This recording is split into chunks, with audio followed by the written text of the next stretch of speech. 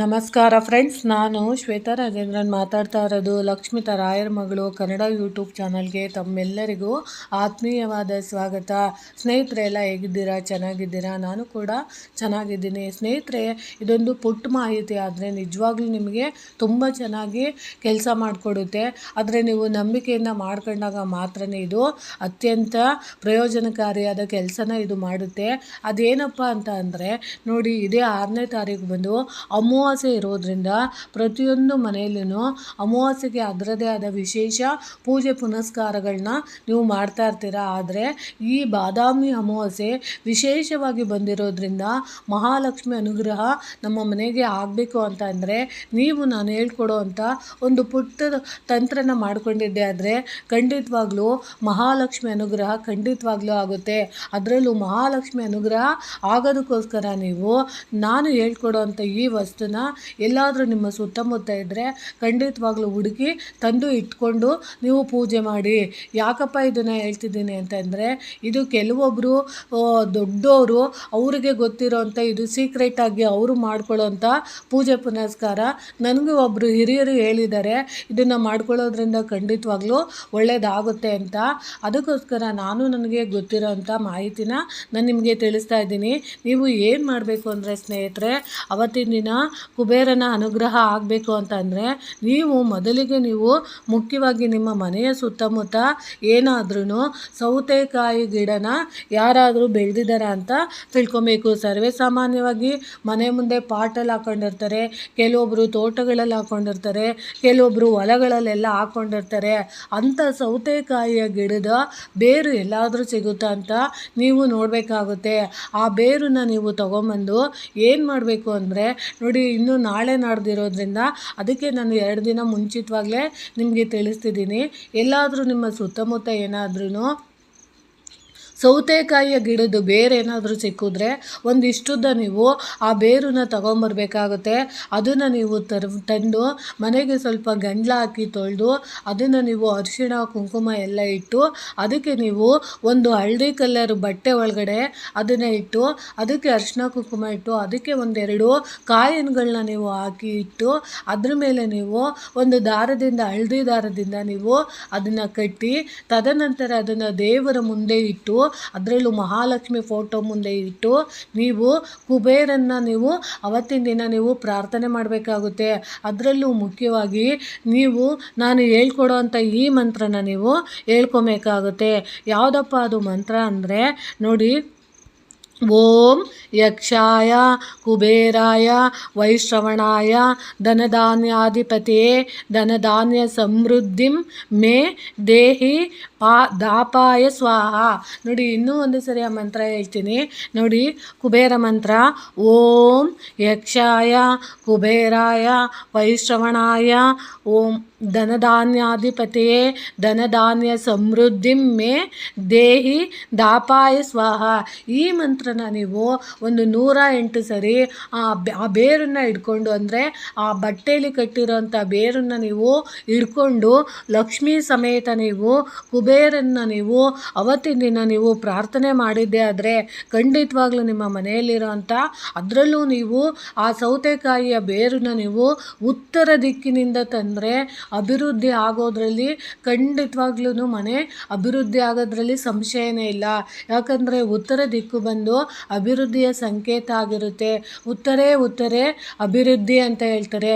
ಯಾವಾಗಲೂ ಅಷ್ಟೇ ಉತ್ತರ ದಿಕ್ಕು ಯಾವಾಗಲೂ ನಮಗೆ ಅಭಿವೃದ್ಧಿ ತರೋ ಅಂಥ ದಿಕ್ಕಾಗಿರುತ್ತೆ. ಅದಕ್ಕೋಸ್ಕರ ನೀವು ಉತ್ತರ ದಿಕ್ಕಿನಲ್ಲಿ ಯಾವುದಾದ್ರೂ ಸೌತೆಕಾಯಿಯ ಬಳ್ಳಿ ಇದ್ದರೆ ಇದನ್ನು ನೀವು ತಂದು ಈ ರೀತಿ ಮಾಡ್ಕೊಳ್ಳಿ.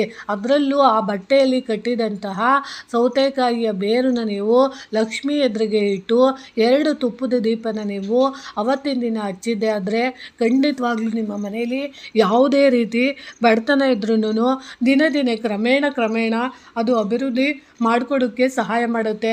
ಅದರಲ್ಲೂ ಮುಖ್ಯವಾಗಿ ಅದ್ರ ಜೊತೆಗೆ ನೀವು ಬಿಳಿ ಎಕ್ಕದ ಬೇರು ಸಹ ನೀವು ಅದು ಎರಡನ್ನೂ ಸೇರಿಸಿ ಕಟ್ಟಿ ಇಡೋದ್ರಿಂದ ಗಣಪತಿ ಅನುಗ್ರಹ, ಮಹಾಲಕ್ಷ್ಮಿ ಅನುಗ್ರಹ, ಇಬ್ಬರ ಅನುಗ್ರಹ ಖಂಡಿತವಾಗ್ಲೂ ಆಗುತ್ತೆ.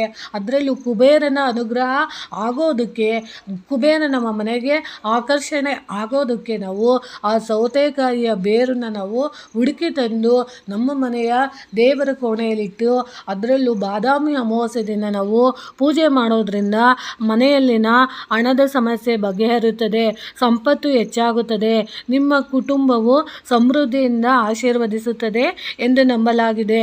ಗಂಡಸರು ಬೇರನ್ನು ಕಿತ್ತು ಮನೆಯಲ್ಲಿರುವ ಹೆಂಗಸರಿಗೆ ಕೊಡಬೇಕು.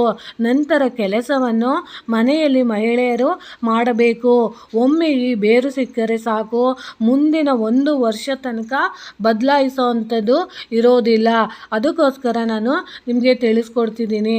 ಖಂಡಿತವಾಗ್ಲೂ ನೀವು ಈ ಬೇರನ್ನು ನೀವು ಸಾಧ್ಯವಾದರೆ ಗಂಡಸರು ಏನಾದ್ರೂ ಉತ್ತರ ದಿಕ್ಕು ಸೈಡಲ್ಲಿ ಏನಾದರೂ ಸೌತೆಕಾಯಿ ಬೇರು ಸಿಕ್ಕಿದ್ರೆ ಅದನ್ನು ನೀವು ಕಿತ್ಕೊಂಡು ನೀವು ಪೂಜೆ ಮಾಡಬಾರ್ದು. ಅದರಲ್ಲೂ ನಿಮ್ಮ ಹೆಂಡತಿ ಕೈಲೋ, ನಿಮ್ಮ ಅಕ್ಕಂದ್ರೋ, ನಿಮ್ಮ ಅಮ್ಮಂದ್ರ ಕೈಗೋ ಕೊಟ್ಟು ಅದನ್ನು ಹೆಂಗಸರು ಅದನ್ನು ಪೂಜೆ ಮಾಡಬೇಕಾಗುತ್ತೆ.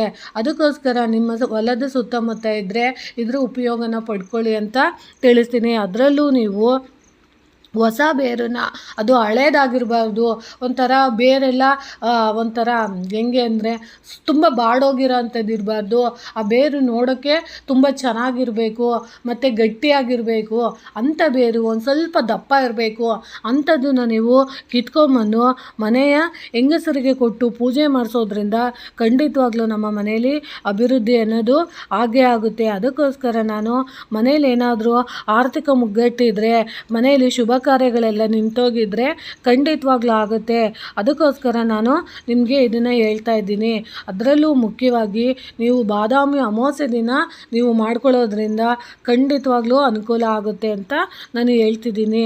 ಮನೆಯಲ್ಲಿನ ವಸ್ತುಗಳು ಚೆನ್ನಾಗಿರಬೇಕು ಅಂದರೆ ಅಡುಗೆ ಮನೆ ಚೆನ್ನಾಗಿದ್ದು ಸ್ವಚ್ಛವಾಗಿದ್ದು ನೀವು ಈ ಪೂಜೆನ ಮಾಡ್ಕೊಂಡಿದ್ದೆ ಆದರೆ ಖಂಡಿತವಾಗ್ಲೂ ನಿಮ್ಮ ಮನೆಯಲ್ಲಿ ಸಂತೋಷ ಅನ್ನೋದು ಮತ್ತು ಅಭಿವೃದ್ಧಿ ಅನ್ನೋದು ಖಂಡಿತವಾಗ್ಲೂ ಆಗುತ್ತೆ ಅಂತ ನಾನು ಹೇಳ್ತೀನಿ.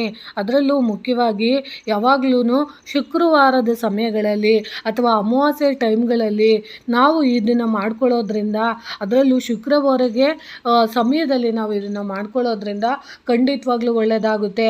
ಆಮೇಲೆ ನೀವು ಏನು ಮಾಡಬೇಕು ಅಂದರೆ ಶುಕ್ರವಾರ ಟೈಮ್ಗಳಲ್ಲಿ ಯಾವಾಗ್ಲೂ ಕಲ್ಲುಪ್ಪನ್ನು ನೀವು ತರಬೇಕಾಗುತ್ತೆ. ಅವತ್ತಿನ ದಿನ ಬಾದಾಮಿ ಅಮಾವಾಸ್ಯೆ ದಿನ ಉಪ್ಪನ್ನ ತಂದುಬಿಟ್ಟು ಅದನ್ನು ನೀವು ಅಂಗಡಿಗೆ ಹೋಗಿ, ಅದರಲ್ಲೂ ಮನೇಲಿರೋಂಥ ಉಪ್ಪನ್ನ ಬಳಸಬಾರ್ದು. ಹೊಸದಾಗಿ ನಿಮ್ಮ ಮನೇಲಿ ಹಳೆ ಉಪ್ಪು ಎಷ್ಟೇ ಇರಲಿ ಅದನ್ನು ಬಿಟ್ಬಿಟ್ಟು ಅಂಗಡಿಗೆ ಹೋಗಿ ನೀವು ಹೊಸ ಉಪ್ಪನ್ನ ತಂದು ಅದನ್ನು ನೀವು, ಅದರಲ್ಲೂ ಬಾದಾಮಿ ಅಮಾವಾಸ್ಯೆ ದಿನ ಹೊಸ ಉಪ್ಪನ್ನ ತಂದು ನೀವು ಒಂದು ಜಾಡಿ ಅಂದರೆ ಉಪ್ಪಿನಕಾಯಿ ಜಾಡಿ ಇರುತ್ತಲ್ಲ ಆ ಜಾಡಿಗೆ ಹಾಕಿ ಅದನ್ನ ನೀವು ಪೂಜೆ ಮಾಡೋದ್ರಿಂದ ನೀವು ಅದನ್ನು ಅಡುಗೆಗೆ ಉಪಯೋಗಿಸ್ಬೇಕು. ಮತ್ತು ಆ ಜಾಡಿಲಿರೋಂಥ ಉಪ್ಪಿನ ಡಬ್ಬಕ್ಕೆ ನಿಮ್ಮ ಕೈಯಲ್ಲಿ ಎಷ್ಟು ಸಾಧ್ಯ ಆಗುತ್ತೋ ಅಷ್ಟನ್ನ ದುಡ್ಡನ್ನು ನೀವು ಹಾಕ್ತಾ ಇರಬೇಕು. ₹1 ಇರ್ಬೋದು, ₹2 ಇರ್ಬೋದು. ಆ ರೀತಿ ನೀವು ದುಡ್ಡನ್ನು ಆ ಕಲ್ಲು ಉಪ್ಪು ಹತ್ರ ಪ್ರತಿದಿನ ನೀವು ಹಾಕ್ತಾಯಿದ್ರೆ ಮನೆಗೆ ಆರ್ಥಿಕ ಅಭಿವೃದ್ಧಿ ಅನ್ನೋದು ಏಳಿಗೆ ಆಗುತ್ತೆ. ಯಾವಾಗಲೂ ಅದನ್ನು ಒಂದು ನಂಬಿಕೆಯಿಂದ ನೀವು ಮಾಡಿದಾಗ ಮಾತ್ರ ನಿಮಗೆ ಒಳ್ಳೆಯದಾಗುತ್ತೆ ಅಂತ ನಾನು ತಿಳಿಸ್ತೀನಿ. ಅದಕ್ಕೋಸ್ಕರ ಸ್ನೇಹಿತರೆ ನೋಡಿ, ನಿಮ್ಮ ಮನೆ ಸುತ್ತಮುತ್ತ ಈ ಬೇರೆ ಏನಾದರೂ ಸಿಕ್ಕಿದ್ರೆ ಇದರಿಂದ ನೀವು ಈ ಉಪಯೋಗನ ಮಾಡ್ಕೊಳ್ಳಿ ಅಂತ ತಿಳಿಸ್ತೀನಿ. ಸ್ನೇಹಿತರೆ, ಇದು ನನಗೆ ಗೊತ್ತಿರೋಂಥ ಪುಟ್ಟ ಮಾಹಿತಿ. ನನಗೂ ಯಾರೋ ಹೇಳಿದ್ದನ್ನ ನಾನು ನಿಮ್ಗೆ ಹೇಳ್ಕೊಟ್ಟಿದ್ದೀನಿ. ಇದನ್ನು ಮಾಡಿ ನೋಡಿ, ನಿಜವಾಗ್ಲೂ ನಿಮಗೆ ಒಳ್ಳೆಯದಾದರೆ ಅದರಿಂದ ಅದು ನಿಮಗೆ ಲಾಭ ಆಗೋದು. ಇದರಲ್ಲಿ ನೀವು ಯಾವುದೇ ರೀತಿ ದುಡ್ಡು ಖರ್ಚು ಮಾಡಬೇಕಾಗಿಲ್ಲ, ಹಣ ಖರ್ಚು ಮಾಡಬೇಕಾಗಿಲ್ಲ, ಏನೂ ಮಾಡಬೇಕಾಗಿಲ್ಲ. ನಮ್ಮ ಸುತ್ತಮುತ್ತ ಸಿಕ್ಕುವಂಥ ಪ್ರಕೃತಿಯಲ್ಲಿ ಸಿಗುವಂಥ ವನಚರಿನ ನಾವು ಬಳಸ್ಕೊಂಡು ಮಹಾಲಕ್ಷ್ಮಿ, ಗಣೇಶನ ಮತ್ತು ಕುಬೇರನ ಅನುಗ್ರಹ ಪಡಿತೀವಿ ಅಂತಂದರೆ ಅದು ನಿಜವಾಗ್ಲೂ ನಮಗೆ ಒಳ್ಳೆಯ ರೀತಿಯ ಕೆಲಸನ ಮಾಡುತ್ತೆ ಅನ್ನೋ ನಂಬಿಕೆಯಿಂದ ಮಾಡ್ಕೊಳ್ಳಿ ಅಂತ ತಿಳಿಸ್ತಾ ಇದ್ದೀನಿ. ಸ್ನೇಹಿತರೆ, ಈ ಮಾಹಿತಿ ನಿಮಗೆ ಇಷ್ಟ ಆಗಿದ್ದರೆ ದಯವಿಟ್ಟು ನನ್ನ ಚಾನಲ್ ಚಾನಲ್ನ ಸಬ್ಸ್ಕ್ರೈಬ್ ಮಾಡ್ಕೊಂಡು ನೋಡಿ, ಹೆಚ್ಚು ಹೆಚ್ಚು ವಿಡಿಯೋನ ಶೇರ್ ಮಾಡಿ ಮತ್ತು ಲೈಕ್ ಮಾಡಿ. ಹೊಸದಾಗಿ ಯಾರಾದರೂ ನೋಡ್ತಾ ಇದ್ದರೆ ದಯವಿಟ್ಟು ನನ್ನ ಚಾನಲ್ನ ಸಬ್ಸ್ಕ್ರೈಬ್ ಮಾಡ್ಕೊಂಡು ನೋಡಿ ಅಂತ ತಿಳಿಸ್ತೀನಿ. ಪ್ರೀತಿಯ ಧನ್ಯವಾದಗಳು ಸ್ನೇಹಿತರೆ.